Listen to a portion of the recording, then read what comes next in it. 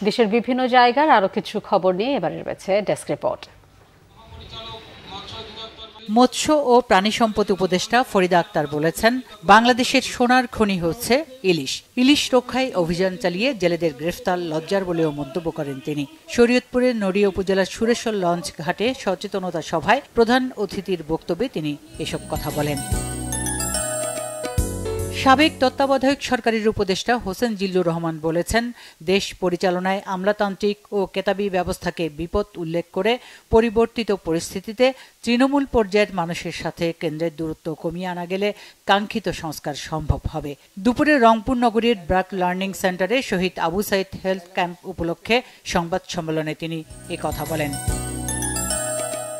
হবিগঞ্জের বানিয়াচরে বেগম খালেদা জিয়ার সুস্থতা ও বৈষম্য বিরোধী ছাত্র আন্দোলনে শহীদদের আত্মার মাগফেরাত কামনায় আলোচনা সভা ও দোয়া মাহফিল হয়েছে। দুপুরে জেলার বানিয়াচং উপজেলার উত্তর সাঙ্গর এলাকায় আলোচনা সভায় প্রধান অতিথি ছিলেন বিএনপির কেন্দ্রীয় নির্বাহী কমিটির আন্তর্জাতিক বিষয়ক সম্পাদক আহমেদ আলী মুকিব।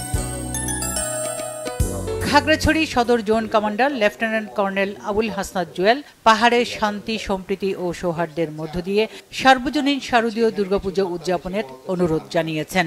সকালে সেনাবাহিনীর খাগড়াছড়ি জোনের পক্ষ থেকে জোনের আওতাধীন 18টি পূজা মণ্ডপের উদযাপন কমিটির নেতৃত্বের হাতে শুভেচ্ছা উপহার প্রদানকালে তিনি একথা বলেন। নোয়াখালীতে স্বেচ্ছাসেবক দলের গণসংযোগ ও লিফলেট বিতরণ কর্মসূচি হয়েছে। সকালে সোনাইমুড়ি ও বেগমগঞ্জ উপজেলায় জমিদার হাট বাজারে ও মন্দিরে স্বেচ্ছাসেবক দলের সভাপতি এস.এম. জিলানী ও সহ সাধারণ সম্পাদক রাসেল খান গণসংযোগ ও লিফলেট বিতরণ করেন।